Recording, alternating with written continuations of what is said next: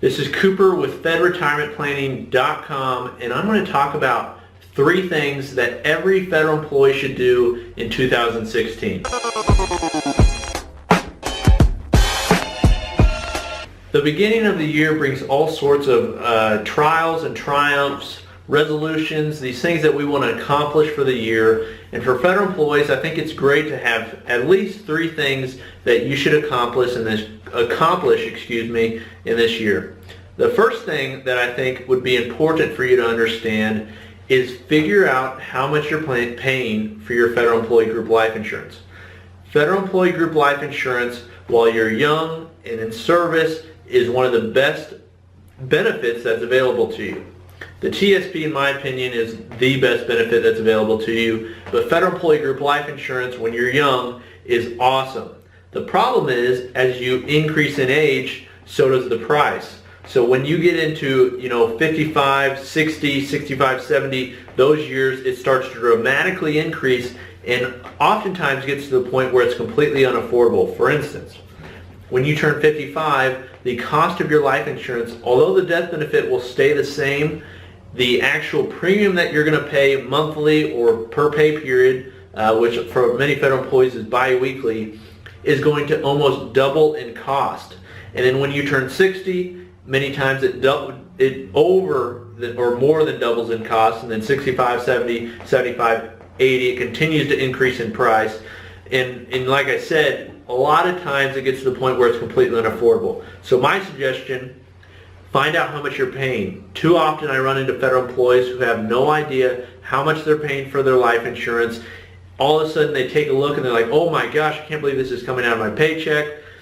If you don't need the life insurance, find out how much you're paying. If you do need the life insurance, find out how much you're paying, because if you'd like, you can find a different policy or lower your amount, or decide what you're doing with your money. Understanding what your money's going to will certainly help you plan for the long term. The second suggestion that I would make for federal employees to find out or learn about or do in 2016 is check your TSP allocations.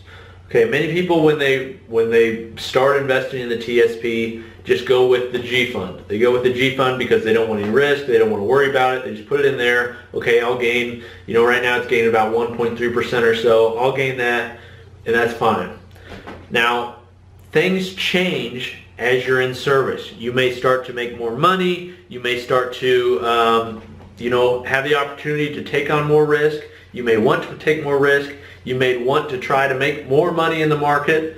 It's important to know where you're allocated, because you could be in a risky fund that you selected when you first started. Say you started when you were 25, you decided, hey, I'm young, I'm not married, I don't have kids, I'm not worried about risk, I'm going to live the rest of my life.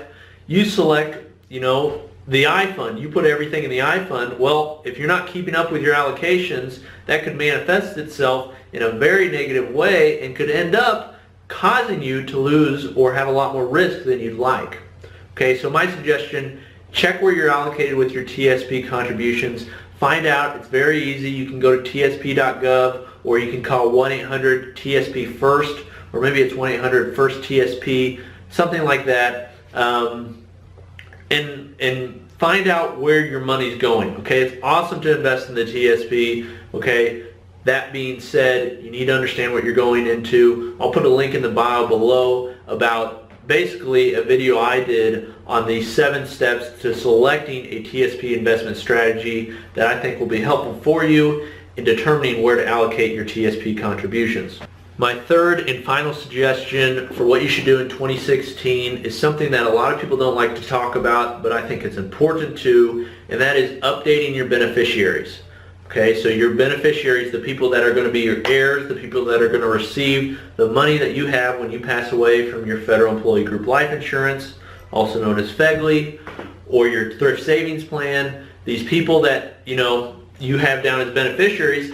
And this is another thing, another reason why you need to update it is many people, when they started, they didn't have the people they have now in their family, so you didn't have kids, you weren't married, and if you haven't changed your beneficiaries, there's nobody, signed up to take over that money when you pass away, which can lead to a big problem in estate planning. So it's very easy to do. Make sure that the beneficiaries you have listed for both your federal employee group life insurance, also on your TSP, are the ones you want. Okay, that includes your primary beneficiaries, your contingent beneficiaries. Make sure that their addresses, social security numbers, date of birth, everything are there and up to date. That way, if the unthinkable were to happen, which we don't like to think about, however, we do like to prepare for it, that you pass away, your family will be taken care of. Those are my 3 suggestions for 2016. I think if you do those things, you're going to have a great foundation for this year. I wish you the best this year, not only in your investing within being a federal employee, but also your work. I hope you flourish. If you have any questions, you have any comments, I'd love for you to share the video. Subscribe, please. It helps me to continue to produce content. I look forward to doing more for you guys, and I will continue to do one a week. I really enjoy this. So thanks for watching.